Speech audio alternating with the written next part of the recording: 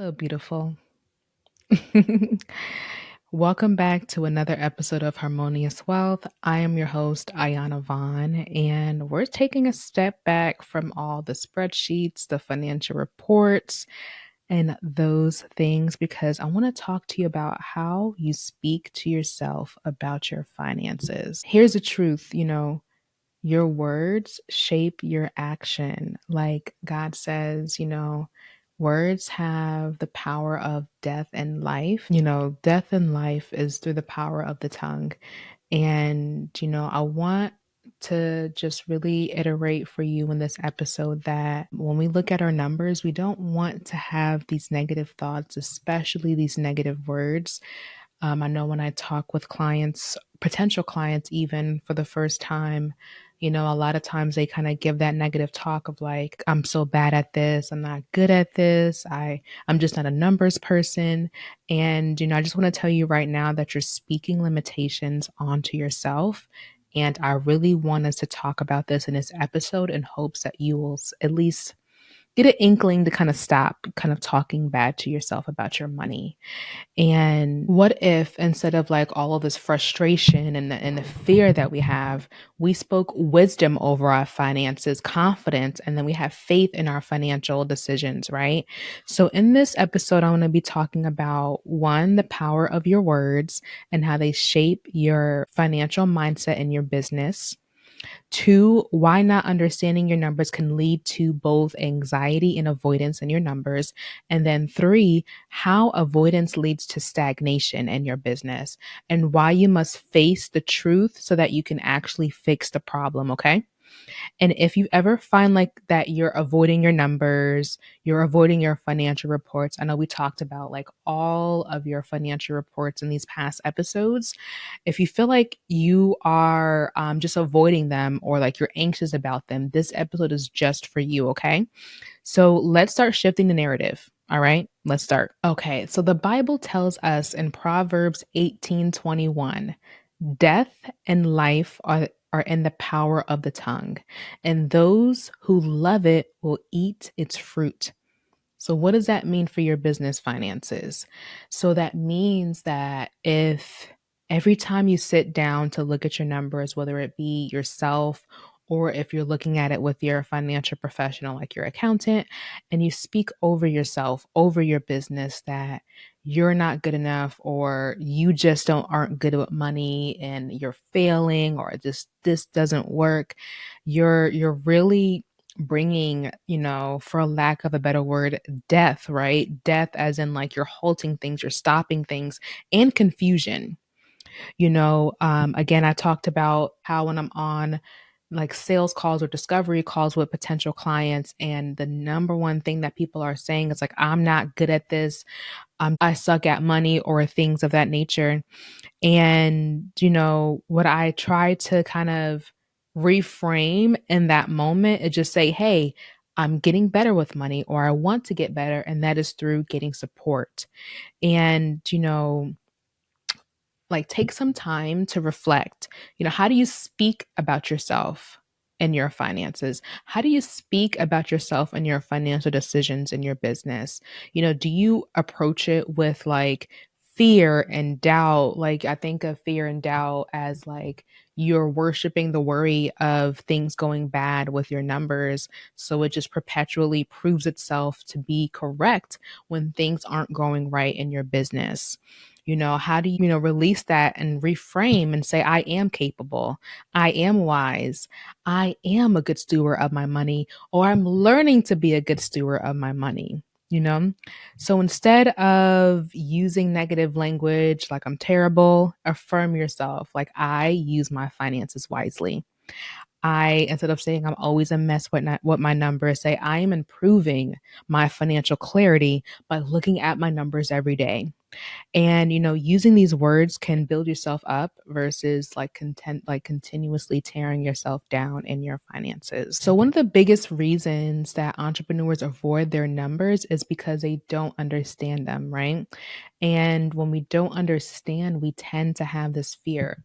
So I'm not sure if you know, but Matthew 6 is like one of my favorite chapters in the Bible. Matthew 6:34 reminds us, therefore, do not worry about tomorrow, for tomorrow will worry about itself.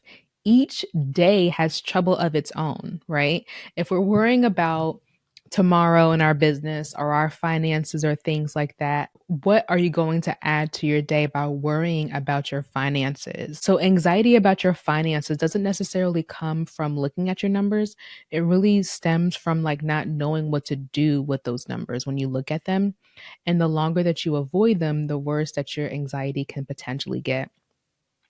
So, if you aren't like checking your revenue or expenses, you might miss a potential profit leak that you can fix sooner versus you perpetually just kind of leaving it to the next quarter, leaving it to the next month.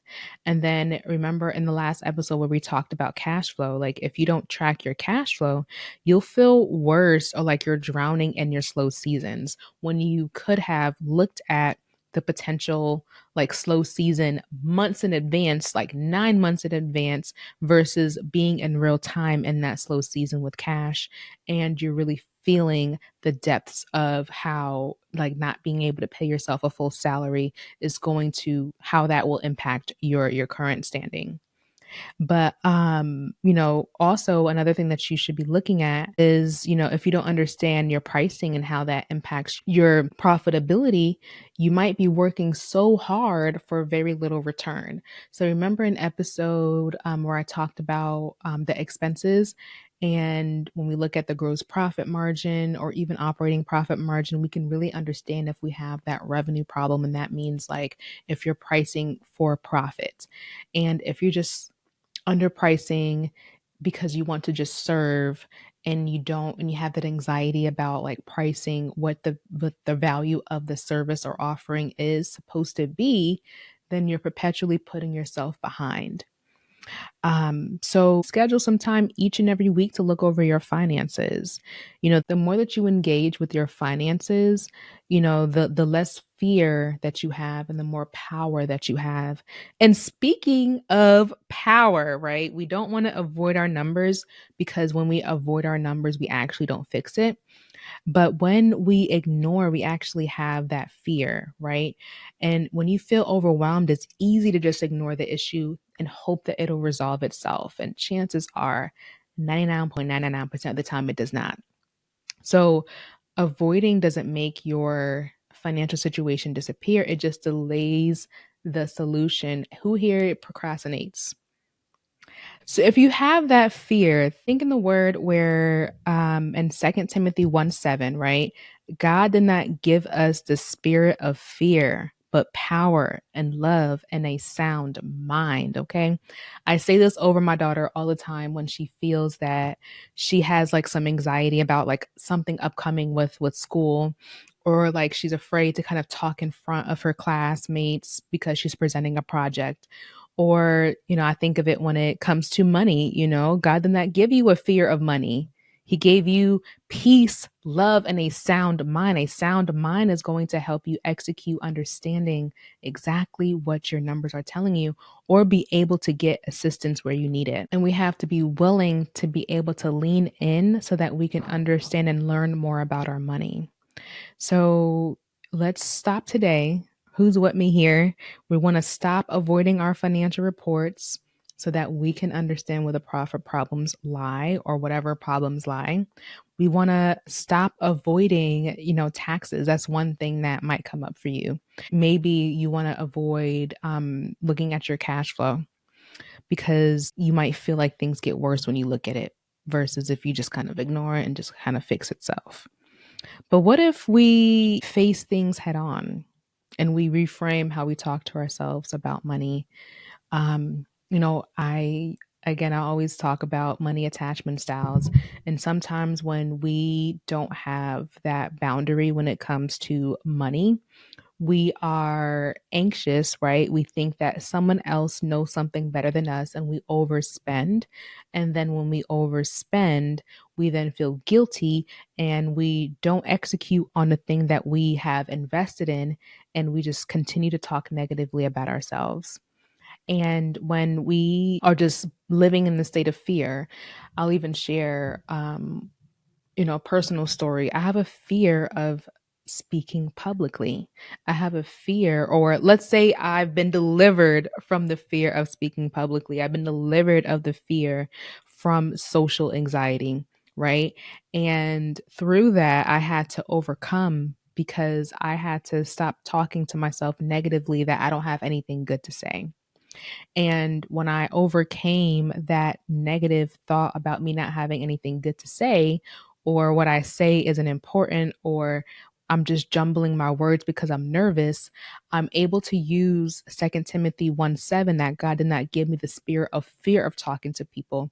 You can also use this for yourself, that and that God did not give you the fear of looking at your money, but he gave you peace, love, and a sound mind to be able to know that, okay, if I need some support on this, I'm going to hit my CPA up so that I can have a good tax season. Or if I have a ton of tax debt, instead of sitting in there with thousands or tens of thousands of dollars in debt and tax debt, I can then use my sound mind to ask for support to get on a payment plan, right? Because I have a sound mind, instead of ignoring my balance sheet, I can reach for help from my financial strategist to help me understand exactly what's going on. Or I can look at videos, look at tutorials so that I can really get to the bottom of where my finances are in my business so that I can stop avoiding it, right? We want to overcome these things. We want to be transformed from these things so that we can then really create a personal legacy through our businesses because we are being a good steward of our money. And, when we talk to ourselves better, everything changes. To recap today, this was a very short and sweet episode, but it's really important because we want to watch how we talk to ourselves about our money. Your words matter.